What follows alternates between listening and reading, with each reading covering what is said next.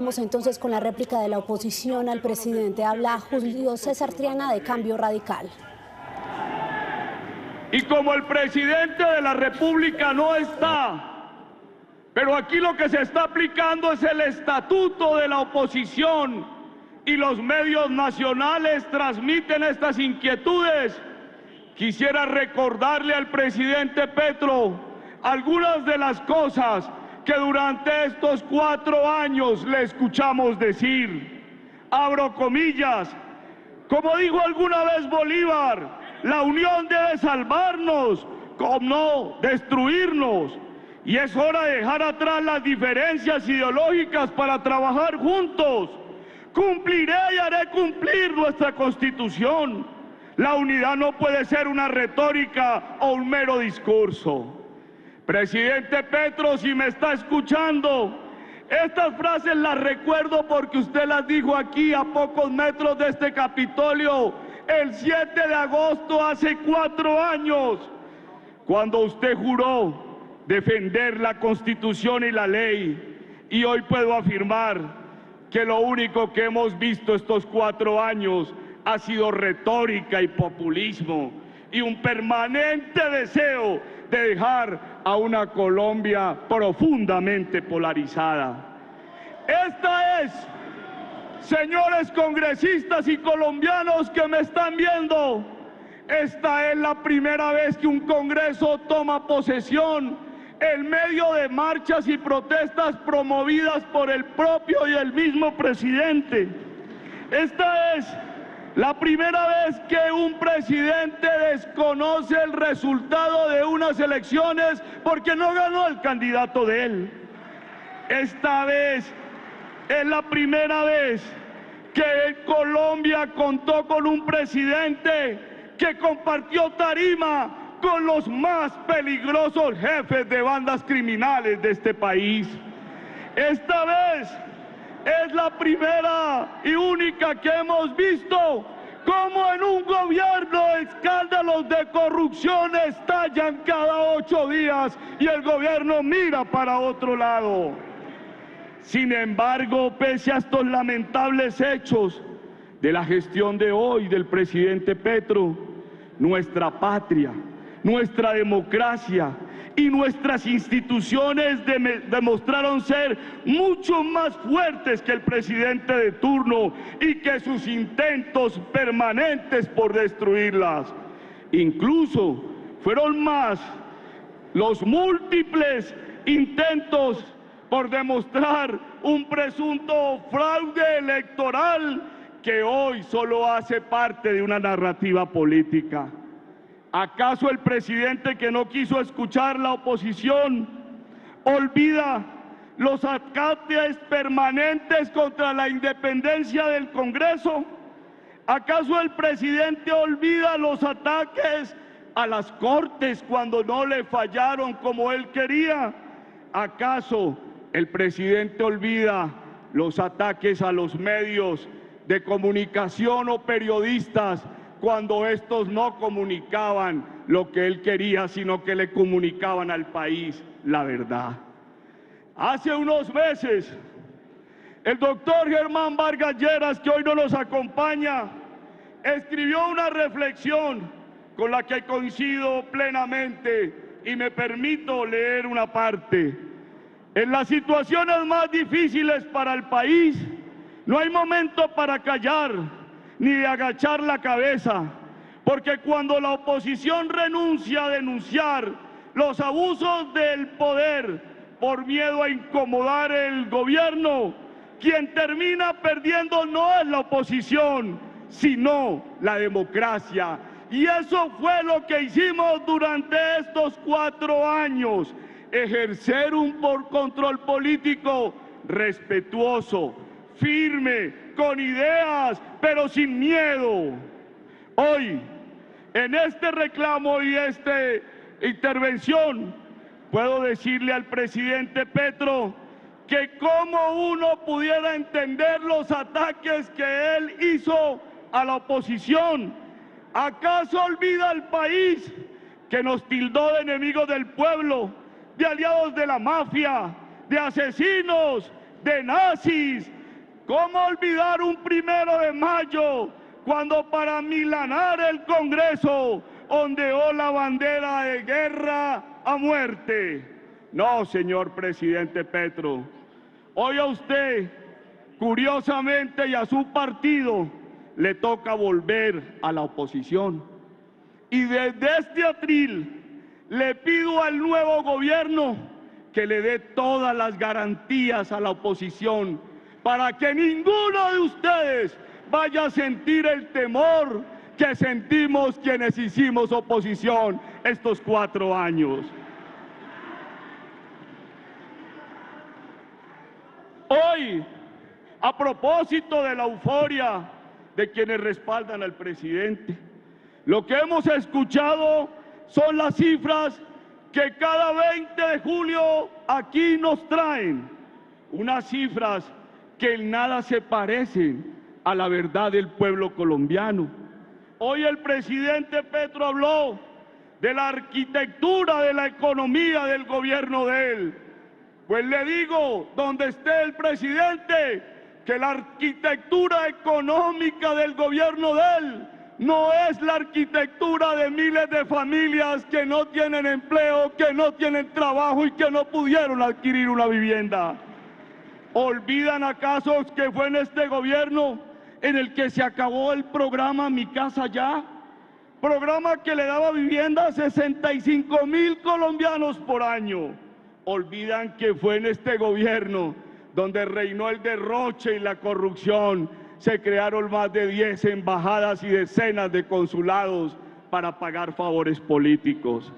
Fue este gobierno el que, entre otras cosas, gastó 200.000 millones de pesos en un ministerio para generar burocracia. Claro, hoy, a 2 minutos 49 que me quedan, puedo decir que el único legado y la imprenta a la que no se refirió el presidente Petro fue la paz total. La paz total que hizo que los grupos criminales se apoderaran de gran parte del territorio. Esa paz total que hizo que pasáramos de tener presencia de esos grupos en 253 municipios a tener en 850 municipios. Esa paz total que hizo que pasáramos de 15.000 hombres en armas a 27.000 hombres en armas. Esa complacencia levantando órdenes de captura, inventándose ceses al fuego y jugando a los congelados, fue la que permitió que este Congreso perdiera un hombre como Miguel Uribe, que hoy debería estar aquí. Esa misma paz total en la que en medio del control territorial sirvió para que me hicieran un atentado en agosto del año pasado con más de una decena de tiros de fusil a mi vehículo, pero recuerdo el mensaje del presidente de Colombia afirmando que era porque me había metido en un retén de bandidos. Afortunadamente, se acaba el tiempo de este gobierno. Restan solo 17 días exactamente, y a partir del 7 de agosto, en lo que estamos de acuerdo con usted, presidente Lidio, tenemos la responsabilidad titánica de reconstruir una patria, de entender que por encima de la política siempre estarán los altos intereses de esta patria, y lo más importante, demostrar siempre que en medio de las diferencias se debe poner por delante el interés general del pueblo colombiano, ese que por 4 años se abandonó porque se puso por delante el interés político del presidente de turno. Gracias, presidente.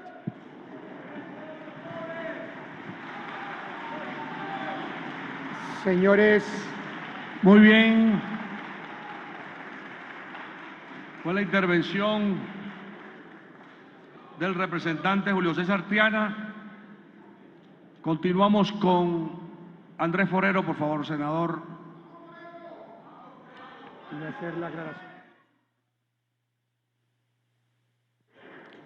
Señor presidente del Congreso, doctor Lidio García, Señor presidente encargado de la Cámara de Representantes, doctor Juan Sebastián Gómez, honorables senadores de la República, honorables representantes a la Cámara, compatriotas todos.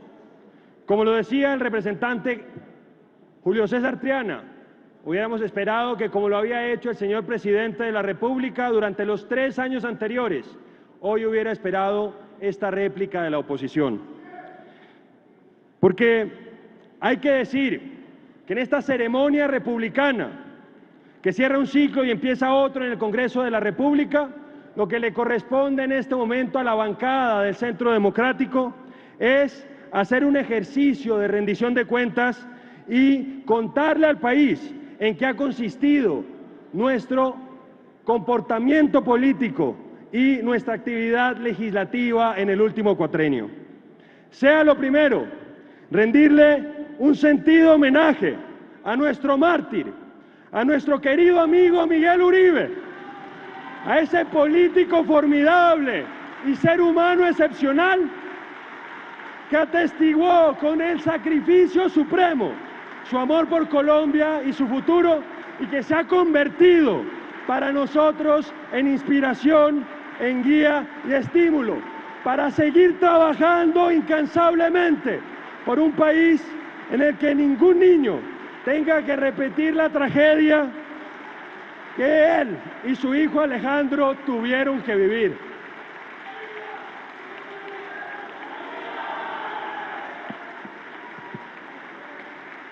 Queremos un país en el que defender lo que se cree no cueste la vida.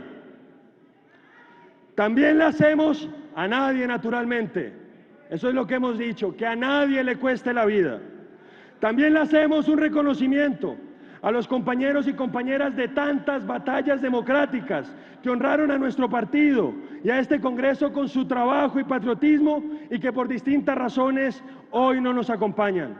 Particular mención merecen Paloma Valencia, sin duda alguna la senadora más destacada del periodo que termina, Paola Holguín y María Fernanda Cabal, sin importar las diferencias que puedan tener hoy con nuestro partido. Y aunque está aquí, saludamos también a nuestro compañero y amigo, el doctor Andrés Guerra, ejemplo de compañerismo y generosidad, que aceptó renunciar a su curul en el Senado para encabezar la lista a la Cámara por Antioquia. Qué alta nos dejan la vara a quienes llegamos al Senado, y estamos seguros que seguirán construyendo país desde otras responsabilidades con la misma vocación de servicio de siempre. Hace 4 años, tras reconocer sin dilaciones y con espíritu democrático el mandato de las urnas, nuestro partido fue el primero en declararse como partido de oposición al actual gobierno. La nuestra ha sido una oposición férrea e implacable, pero no sorda ni desleal. Reconocemos en nuestros opositores legítimos contradictores en democracia y no enemigos a los que hay que destruir. Y por eso, a pesar de nuestra firmeza, rigor y tenacidad, al mismo tiempo que hemos sido francos, dialogantes y constructivos, realizando más de 75 debates de control político, pero al mismo tiempo radicando más de 130 proyectos de ley. Hemos defendido sin dubitaciones que sin seguridad no hay paz, y estamos convencidos que para alcanzar ese anhelo común de todos los colombianos que ha resultado tan esquivo, el camino no es la contemporización con los violentos ni la claudicación ante ellos, sino el imperio de la ley. Por eso nos opusimos a la paz total, como nos opusimos hace 10 años al Acuerdo de La Habana, porque tenemos la convicción de que más temprano que tarde la impunidad termina siendo partera de nuevas violencias. Lamentablemente, el tiempo ha terminado dándonos la razón y hoy el terror ha vuelto por sus fueros. Y aquí, aunque no está presente el señor presidente de la República, quiero controvertir respetuosamente algunas de las cifras que él estaba dando. Veíamos las imágenes que nos mostraba, veíamos la tabla de homicidios en el país, y quiero decirles a ustedes que esa reducción significativa, porque veíamos el número de homicidios absolutos, que prácticamente pasó de 30.000 el año 2022 a prácticamente 15.000 el año 2010, es una de las grandes o uno de los grandes legados que ha dejado el presidente Álvaro Uribe Vélez. Y quiero decir al señor presidente Petro, con respeto, que revise las cifras que él mismo nos mostraba, porque ustedes lo pueden ver, doctor Mondragón, ahí estaba como el año 2025, lamentablemente, tuvimos el mayor número de homicidios de los últimos 12 años. Lo mismo sucede con la extorsión, lo mismo sucede con el secuestro. Y de hecho, cuando él hablaba de nuestros miembros de la fuerza pública asesinados en el ejercicio del servicio, lo que veíamos es que el año 2025 fue el año con peores cifras en los últimos 12 años. Entonces, nos parece importante hacer esas aclaraciones. Por otro lado, queremos decirle al país que nosotros no creemos en la lucha y el odio de clases y que por eso apostamos por una economía fraterna en la que le vaya bien al trabajador, pero también al empresario. Y por eso nuestro partido es autor de la Ley 2101 del año 2021, que ha reducido progresivamente la jornada máxima laboral semanal hasta 42 horas, pero al mismo tiempo combatió la narrativa de que nuestros empresarios son esclavistas y son explotadores, y tratamos de evitar que el sector productivo colombiano fuera asfixiado con más y más impuestos. Porque así como sin trabajador no hay empresa, si las empresas se van de un país, los trabajadores quedan reducidos a la informalidad o quedan sometidos a la dependencia estatal. Y es que los políticos, señores congresistas, jamás debemos olvidar que no somos nosotros los que creamos la riqueza de una nación, sino que son los trabajadores y los empresarios de un país. Estamos convencidos de que, aunque nuestro sistema de salud no era perfecto, sí constituyó el mayor avance social de Colombia en los últimos 30 años. El nuestro es un sistema mixto y solidario que permite que en clínicas de la más alta calidad, en clínicas de excelencia, se pueda tratar tanto el pobre como el rico. Reconocemos que hay deficiencias, sobre todo en las zonas rurales y dispersas. Pero para resolver ese problema no había que arruinar lo que funcionaba relativamente bien en las ciudades de Colombia.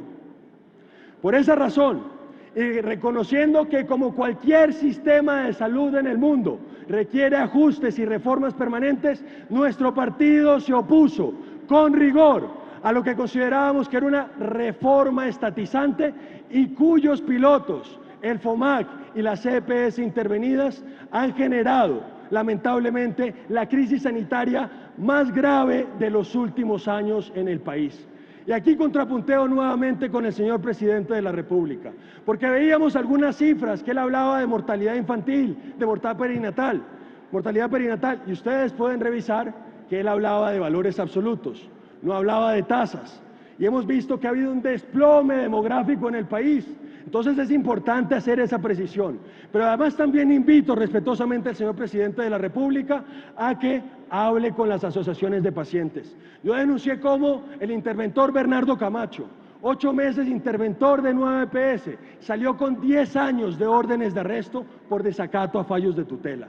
Las tutelas en 9 EPS pasaron de 5.000 al mes a más de 12.000. Entonces no nos estamos inventando una crisis que están viviendo y padeciendo los colombianos. Y respetuosamente le decimos al presidente que antes que la ideología ponga el interés de los pacientes por delante. Creemos en un Estado pequeño y eficiente, sin entidades con duplicidad de funciones. Por eso nos opusimos a la creación del Ministerio de la Igualdad y logramos eliminarlo por la vía judicial. Creemos en un Estado que sirva para resolver los problemas de la gente y no para acrecentarlos. Creemos en un Estado austero y no en un opresivo leviatán que malgaste los impuestos que con tanto esfuerzo pagan los colombianos en improductivos ejércitos burocráticos. Compartimos con el señor presidente la preocupación por el medio ambiente, pero creemos que eso no riñe con el aprovechamiento responsable y racional de nuestros recursos naturales. Tiene un minuto para que termine, doctor.